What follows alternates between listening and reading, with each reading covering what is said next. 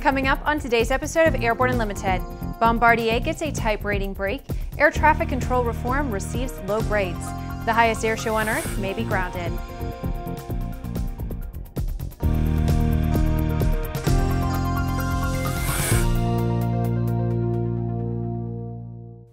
I'm Bree Cross. It's November 30th, 2016, and this is Airborne Unlimited.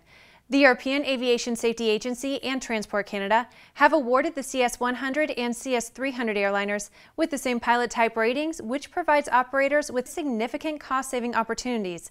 Bombardier's Todd said in part, quote, "The same type rating is a reflection of the high commonality between the CS100 and CS300 aircraft. This is great news for customers that operate both aircraft, as they will benefit from the cost-effective, minimal training required to transition pilots from one model to the other."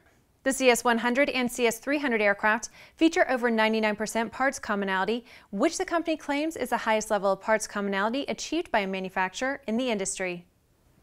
The Department of Transportation's Office of the Inspector General recently released another critical report highlighting the uncertainty, delays, and reduced expectations in the FAA's NextGen air traffic control modernization program.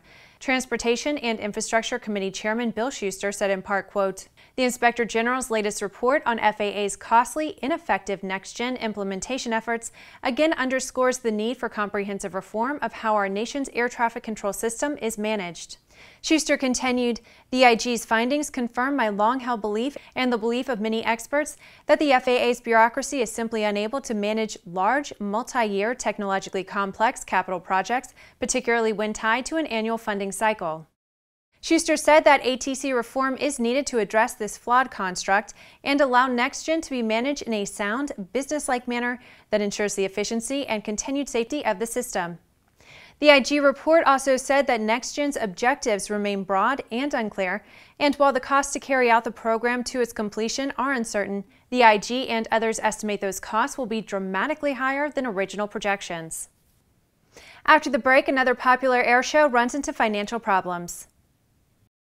Build and fly with the most exciting line of kit aircraft on the market, the Sonex Aircraft B models. The B models offer more room and comfort, more fuel, more panel space, more engine choices, and the same great Sonex Aircraft flight characteristics. Learn more at sonexaircraft.com. Concorde's recombinant gas RG series sealed battery technology produces a high-performance battery with the advantages of being pre-tested and fully charged at the factory. Find out more about Concorde's entire line of batteries at www.concordebattery.com. Concorde, the heart of your aircraft. The Bristol Light Sport aircraft is what you are looking for. The Bristol is wider than a Cirrus, faster than a Skyhawk, offers more storage than a Husky, and comes standard with Garmin avionics. So what are you waiting for? Visit Bristol.com to find out how you can get into a Bristol today. Sandia introduces the new SAI 340 Quattro TSO'd airspeed, attitude, altitude, and slip. With integral backup battery, safety never looked so good. See it now at www.sandia.aero. Welcome back. If you would like to be a supporter of Airborne Unlimited, send an email to jim@aero-news.net. Every summer for the past 4 years, spectators have packed into Dillon Marina Park in Dillon, Colorado to watch a highly popular air show that is called Highest Air Show on Earth because of the high elevation of the city. Next year, however, the skies over the waters of Lake Dillon are likely to be quiet as costs increase have all but scrapped any prospect of a 5th consecutive show. It's reported that the quoted price was up to about $68,000 from $44,000 last year. Coupled with the potential cost overruns that can accompany such a big-ticket event, town officials have decided the air show would have been too big of a bite out of next summer's programming budget. While the town hasn't completely abandoned the possibility of having an air show next year, it's unlikely it would be able to find another vendor in time due to both the complexity of putting together the event and the limited number of pilots who are able or willing to perform aerial stunts at 10,000 feet. With some 3,000 Aero-TV programs webcast to cyberspace, sometimes it can be fun to look back and enjoy some of the places we've seen, the flyers we've met, and the planes we've flown. Here's a look at one of our favorite Aero-TV classic episodes. community, and there just seems to be so many fascinating things here, both from a standpoint of the sport and recreational, the technical, the competitive, and all that. How do you break down the means by which you can communicate to the rest of aviation that you've got something amazing going on here that they really need to check out? The Albuquerque Balloon Festival is always an amazing event, and in this video, you'll not only see the sights, Jim Campbell's interview gives you an inside look at how it all takes place. Search Uplifting, Amazing Fun on Aero-TV's news channel. After these messages, the NTSB faults a mechanic and the pilot for a 2015 fatal accident. Explore no-limits flying in the FAA-certified Sea Ray Amphibious LSA, one of the top 3 best-selling LSAs in the U.S. Progressive Aerodyne Sea Ray comes equipped with a Rotax engine and exhibits extraordinary handling on land, water, and in the air. Check it out at www.searay.com. Redbird is quickly becoming the industry standard for flight training. Since Redbird introduced its revolutionary FMX in 2007, colleges, universities, and flight training operations around the world have integrated Redbird products into their curriculum. It's time to discover what Redbird can do for you. Join the migration. Based on the popular Sling 2 LSA, the Sling 4 was designed to be the most practical and desirable lightweight 4-place experimental aircraft on the market. Find out more about this 115 horsepower turbocharged airplane at airplanefactory.com. There's a difference between charting a steady course and pushing for the ceiling. And for nearly a century, Hartzell Propeller has been defining that difference. It's in our passion for engineering and research and our dedication to testing the limits of performance. We are built on honor.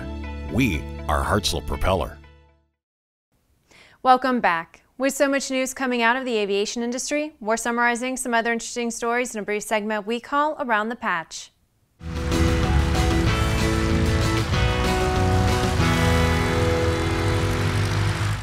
Crossed aileron cables in a Piper Malibu Mirage that had just been through a maintenance procedure have been cited as the probable cause of an accident May 7, 2015 in Spokane, Washington. The NTSB found fault with the mechanic and the pilot.